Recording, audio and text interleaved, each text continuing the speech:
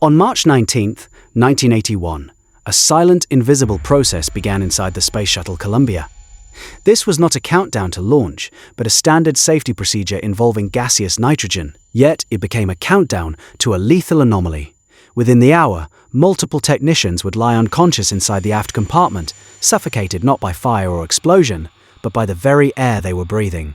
This is the forensic breakdown of a systemic failure proof that in high-consequence engineering, the most dangerous threat doesn't come from ignition, but from the silence that precedes it. March 19, 1981. Launch Pad 39A at Kennedy Space Center. 3 weeks before Columbia's maiden voyage, the orbiter stood vertical against the gantry, wrapped in service structures and access platforms. This was not the day of spectacle. This was industrial preparation, a countdown demonstration test, a full dress rehearsal of launch procedures without ignition. Inside the aft engine compartment, a cramped volume behind the main engines, technicians had completed post-test inspections. The compartment measured roughly 3 meters by 2 meters, tight, complex, filled with hydraulic lines, wiring bundles, and propellant system interfaces. Standard procedure required purging this space with gaseous nitrogen. The rationale was fire prevention. The compartment contained residual hypergolic propellants, fuel and oxidizer that ignite on contact. Any spark, any friction, any static discharge in an oxygen-rich atmosphere could trigger catastrophe.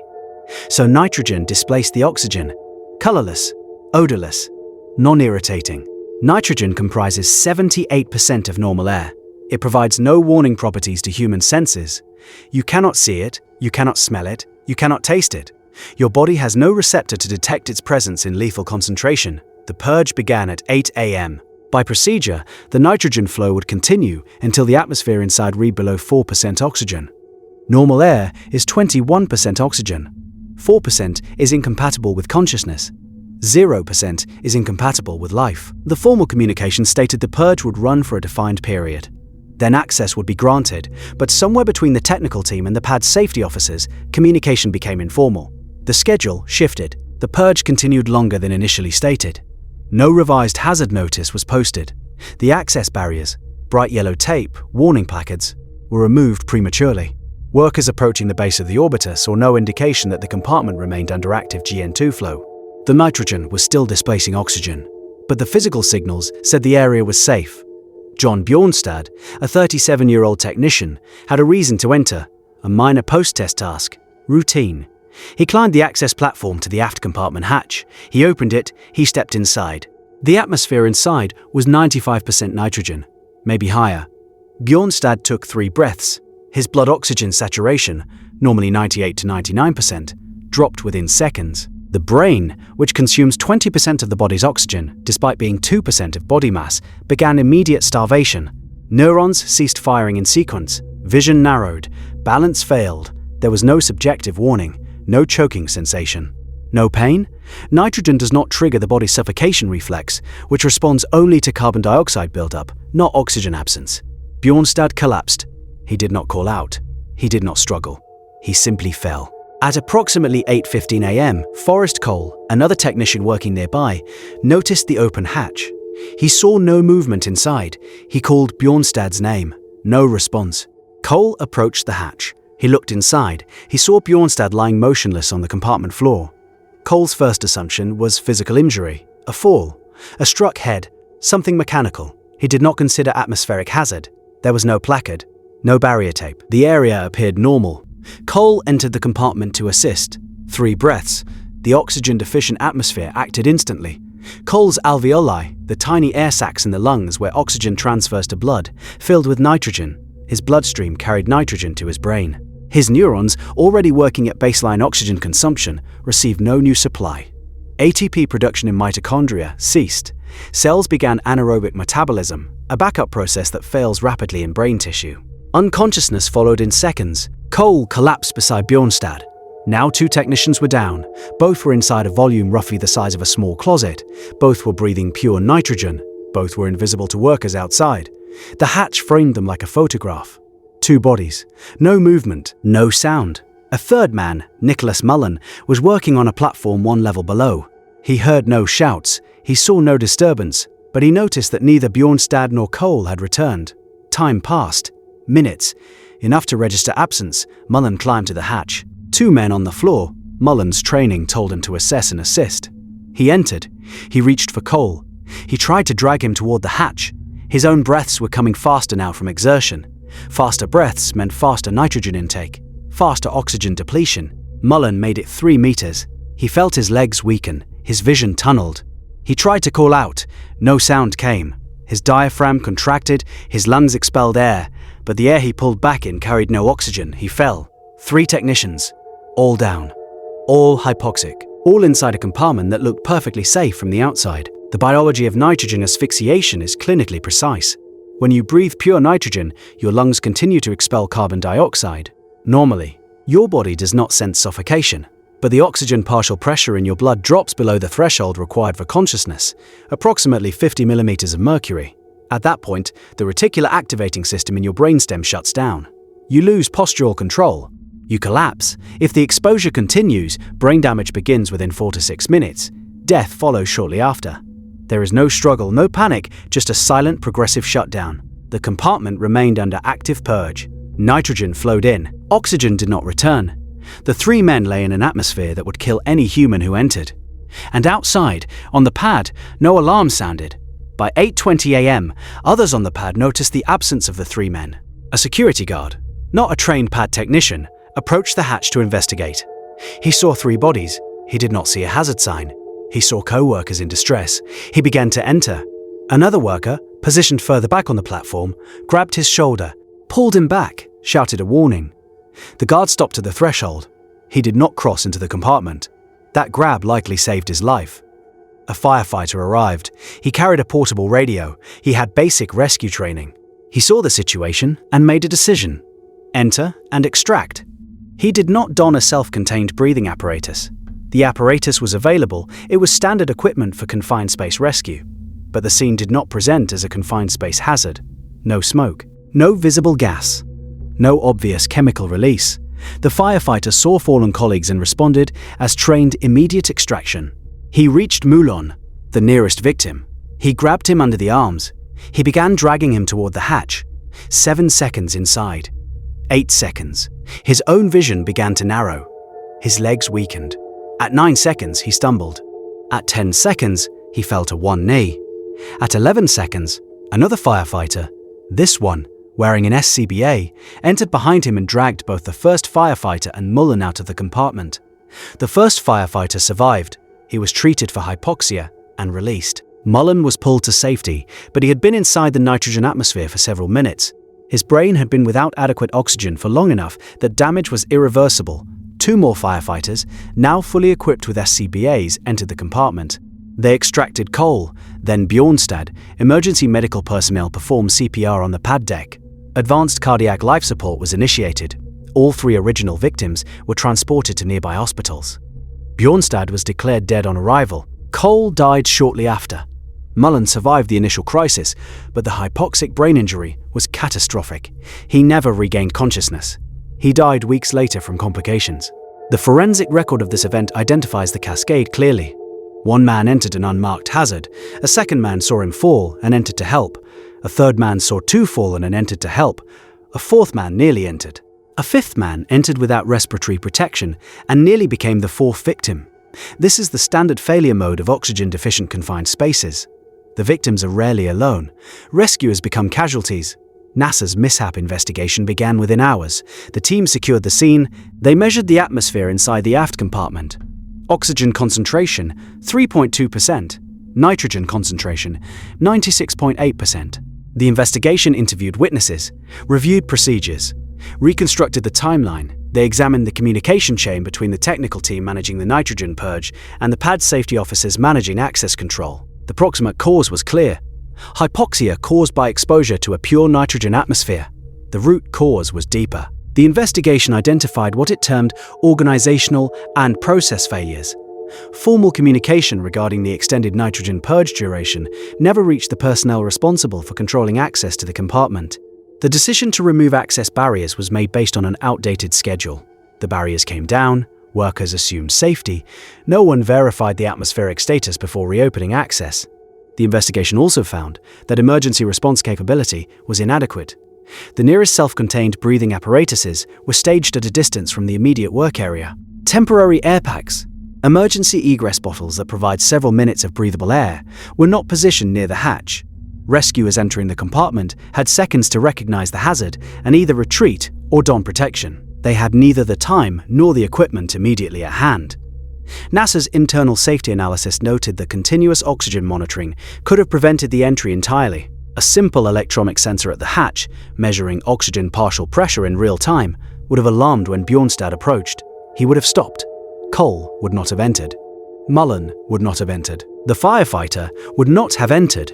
3 lives lost because a sensor was not installed, because a communication was informal, because a schedule changed and no one updated the physical barriers. The forensic term for this is systemic failure. Not a single broken component, not one person's error. A confluence of procedural lapses, communication gaps, and missing safeguards that combine to create a lethal window. Launchpad 39A was a high-consequence work environment. The Space Shuttle program operated under immense schedule pressure. Columbia's first flight was 3 weeks away. The countdown demonstration test had been completed successfully. The technical team was focused on launch readiness. The vehicle was performing nominally, but nominal performance in hardware does not guarantee safety in operations. The investigation concluded that urgency did not justify the relaxation of access protocols. The compartment was either safe or it was not. There was no intermediate state. It was not safe, and the evidence of that fact was written in the blood oxygen levels of 3 dead men. The report documented the timeline with forensic precision. 8 a.m. nitrogen purge begins. 8:15 a.m. Bjornstad enters. 8:16 a.m. Mullen enters. 8:20 a.m. Firefighter enters without SCBA. 8:21 a.m. Firefighter with SCBA extracts victims. 6 minutes. From the first entry to the final extraction, 6 minutes in which a routine post-test task became a multiple fatality incident. NASA's formal report on the incident ran to dozens of pages.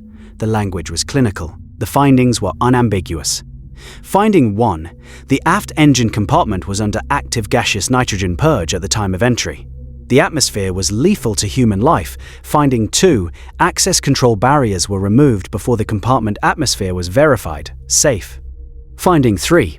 Communication regarding the extended purge schedule did not reach personnel responsible for access decisions. Finding 4. No continuous atmospheric monitoring was in place at the compartment entry point. Finding 5. Emergency respiratory protection was not immediately accessible to personnel in the vicinity of the compartment. Finding 6. Rescue personnel entered the compartment without supplied air protection, resulting in a secondary casualty event. The report did not assign blame to individuals. It identified systemic vulnerabilities. The distinction is critical. Blame suggests a single actor whose removal solves the problem. Systemic vulnerability means the organization itself, its processes, its communication structure, its physical safeguards, failed. NASA's Space Shuttle program was built on engineering precision. But engineering precision in hardware does not guarantee procedural precision in operations. The vehicle was ready. The crew was ready. The launch was on schedule. But the ground procedures that kept workers alive had gaps. The investigation cross-referenced the 1981 incident with earlier NASA accidents. The findings shared themes. Organizational communication failures appeared in the Apollo 1 fire investigation. Insufficient emergency response capability appeared in multiple ground mishaps. The pattern was clear. High-reliability organizations do not fail randomly. They fail along predictable fault lines. Communication, procedure adherence, hazard verification. The report included victim profiles. John Bjornstad, 37, married, 2 children, experienced technician, 14 years with the contractor. He had worked on the shuttle program since its inception. His colleagues described him as meticulous, reliable, the kind of technician you wanted on a critical system. Forrest Cole, 41, married, 3 children, senior technician, 12 years. He had transitioned from military service to aerospace contracting. His performance reviews noted his willingness to assist junior personnel. That willingness led him into the compartment. Nicholas Mullen, 26, engaged, junior technician, 3 years in the industry. He had recently been promoted to a higher level position. His supervisors noted his initiative, his eagerness to support the team. That initiative cost him his life. Their names went into the NASA safety database.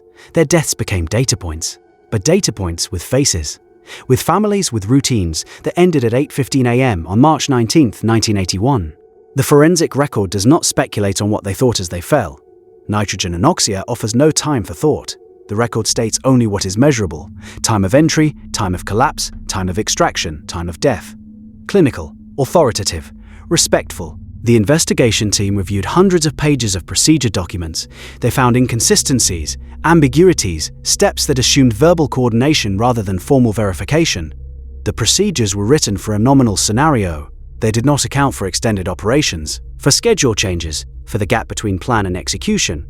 The report concluded with recommendations, 16 specific changes to shuttle ground processing procedures. Each recommendation was tied to a finding. Each finding was tied to a failure. Each failure was tied to a death.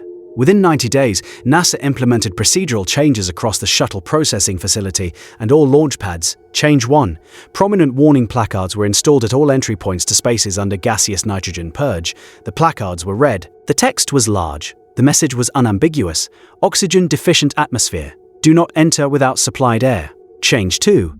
Continuous oxygen deficiency monitoring was installed in all confined spaces and compartments subject to inert gas purging. The monitors were hardwired to alarm panels. When oxygen concentration dropped below 19.5%, audible and visual alarms activated.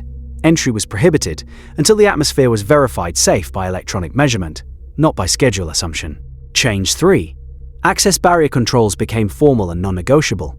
Barriers could only be removed by the safety officer responsible for that specific work area, and only after direct verification of atmospheric safety. No informal communication. No schedule-based assumptions. Change 4. Emergency respiratory protection was staged at every confined space entry point.